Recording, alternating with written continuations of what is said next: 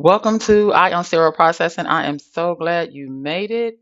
Want to make sure my mic is on, honey. I've been up all morning trying to get this together. Okay, anyway, I want to talk about my job reports. And the reason why I want to do this is because a lot of times we're trying to find out what the pay is, and a lot of these job posts don't offer the pay.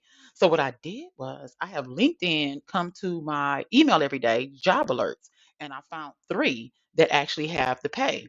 So I want to walk you through what we're going to look for when we look through these job postings. We're going to look at the pay. We're going to look at the duties they want you to do. We're going to look at the qualifications, and then we're going to talk about negotiating based on the duties specifically and the qualifications because it's important that you negotiate. Now, the supervisor pay, when you look at a lot of these posts, and not just a supervisor pay, most job description, they have a pay range, a pay minimum if they want to show it to you, and some don't include the pay at all. Now, if they don't have the pay at all, you can go to, for travelers, you can go to spdtravel.org, and I have information there for you, and I'm sure to be useful for permanent employees as well. And then nomadicare.com/compare, they actually have some information there for you too that you can use if you're on a contract. Let me move this camera over a little bit. If you're on a contract, you can look at what other people are making weekly in the state that you're working in, and you can use that to leverage your negotiation because you have to do research to negotiate. And then the permanent employees, I have spdinterview.carrd.co, and it's going to be a lot of information there for you as well to help you figure out how to negotiate. Now, when it comes to qualifications, on most job boards or job descriptions, you're going to see a minimum and they're going to see preferred. So when you see a minimum and you are beyond that minimum, you meet that preferred, then to me that says negotiate. That you can say, okay, I'm highly qualified for this job. When you look at duties, now I didn't want this thing to go over my face like this. When you look at duties, you're looking at, do they want you to do all the training? Do they want you to deal with all the inventory? Do they want you to manage budget? Do they want you available after hours? And how flexible do they really want you to be? Because some places want you to be so flexible that they just changing your shift, baby. You working weekends, call, you doing a little bit of everything. So you need to ask that during the interview. So you'll make sure that you are getting what you feel like you deserve. Now they're saying only 55% of workers actually negotiate. And when it comes to women, we 45% or less women negotiate. So you need to negotiate based on the job post duties. And you need to do it based on your skills that you have. And especially if you were able to reduce, spending or, increase, productivity, those keywords, they want to hear. Make sure you bring those things up when you're negotiating. And then based on your experience, if they only want 2 years, you got 10 and use it on that. Or based on your education, if you have a Lean Six Sigma certificate, if you have your bachelor's degree, if you have all the certifications, you can use that to absolutely negotiate. Now, I was on a website, or not a website, a podcast. It's called the Business 360 podcast. And when they talked about negotiating, they saying a lot of people don't for five reasons. And one is fear. Two, if they feel like if they ask more that they're going to lose the job offer. Then three, they feel like the recruiter won't like them. Four, they said that 81% of recruiters expect you to negotiate.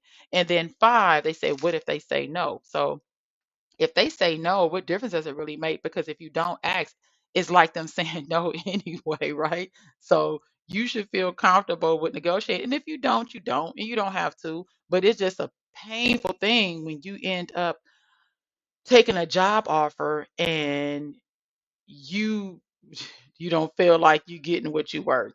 That's very, very painful. So let's start with this job right here. And here it has the entry rate as $21.81, but it's dependent on your experience. Okay. And you work in first shift, which is cool if you like first shift, but they want you to be accountable to keeping staff adequate. So I'm assuming you're going to do a lot of the hiring, and they want you to coordinate with the manager and the educator and other leadership. So if you have an educator, oh my goodness, that's beautiful. And especially if you have a coordinator or a team leader, somebody you can delegate some of this work or somebody you can brainstorm with. I think that's beautiful. And here they say you're going to supervise 3 to 9 people. So at least you know what kind of the amount of people that you have to manage or supervise. So if that's doable for you for that pay, the minimum pay, then hey, you're cool with the minimum pay. But then you go on to see that they want you to manage the inventory and instruments and equipment. They also want you to be responsible for Q&A, all Q&A infection control within the unit. They want you to prepare and utilize budget reports. And then the minimum qualification is ISHM in 2 years, and they want you to have interpersonal skills. And if you don't know what that is, then you should definitely look that up. The preferred qualifications is supervisor experience. So you can use that to try to get yourself away from that 2181 and move more toward maybe a 3181 if that's what you feel like you want to do. So the overview is you're going to manage inventory, you're going to be responsible for all the Q&A and infection control, and you're going to be preparing and utilizing budget reports. So if you're not good with budget reports, you can take your Udemy course or some course online or start asking your leadership right now if they can expose you to that or show you how to do that, so you will have some real hands-on experience so you can speak to that in your interview. And then the qualifications is 2 years in sterile processing.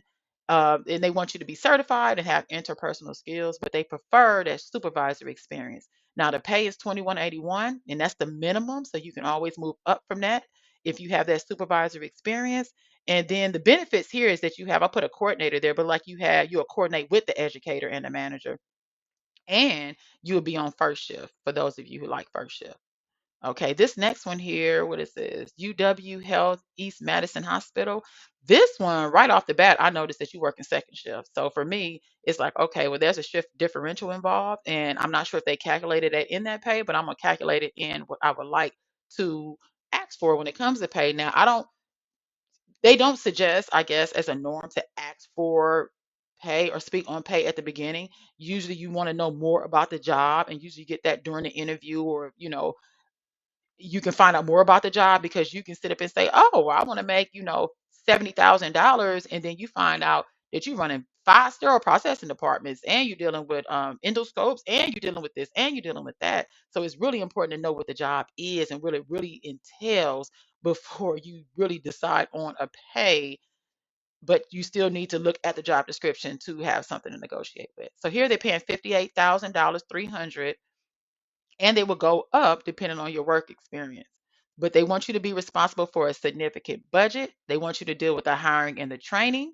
The minimum is a high school diploma, but they prefer, see that word, a bachelor's degree. Now, as far as work experience, the minimum 2 years. They prefer a supervisor experience. And then here again with the license and certification, the minimum is the CBSPD or the ISHM certification, but they prefer that certified supervisor. So when that comes to ISHM, that is, or HSPD, was it HSPA? Oh, I'm sorry. But anyways, they prefer that CHL. So that's why those people who talk about, oh, well, I'm not going to get this certification because they're not paying me well. Baby, some people out there looking for it. And now you done went from making your $22 an hour or whatever it is, now you're making 40. You know what I'm saying? So there you go. Now the overview is that you're gonna sound like you're gonna oversee the entire range of SPD. So you need to think about that as well. You probably are almost like a manager, but they calling you a supervisor, and you're gonna be responsible for a significant budget. Now, the qualifications, minimum high school diploma, they prefer a bachelor's. The minimum is 2 years experience, but they prefer somebody with 6 months of supervisor experience. The minimum is a certification, but they prefer somebody with a CHL. We're starting off at 58.3. You work in second shift, so talk about that differential. They're looking for years of experience that you can use and negotiate. And if you have a degree, baby, you checking all the boxes. Okay, now this is the final one right here. Probably one of my favorites because this one, they saying they're going to pay you between 26 and $41 an hour. You don't have to deal any call, but their requirements is that you have a CHL. And they require that you have greater than 8 years in CSP leadership role. So that's the requirement. Does that mean they're gonna start you after 26 if you just have only that? I don't know. But here's more for you to look at. They saying you working 40 hours a week, but some phone communication after hours. Now, what does that mean? After hours mean after I leave my shift? Does that mean the weekends? Does that mean the holidays?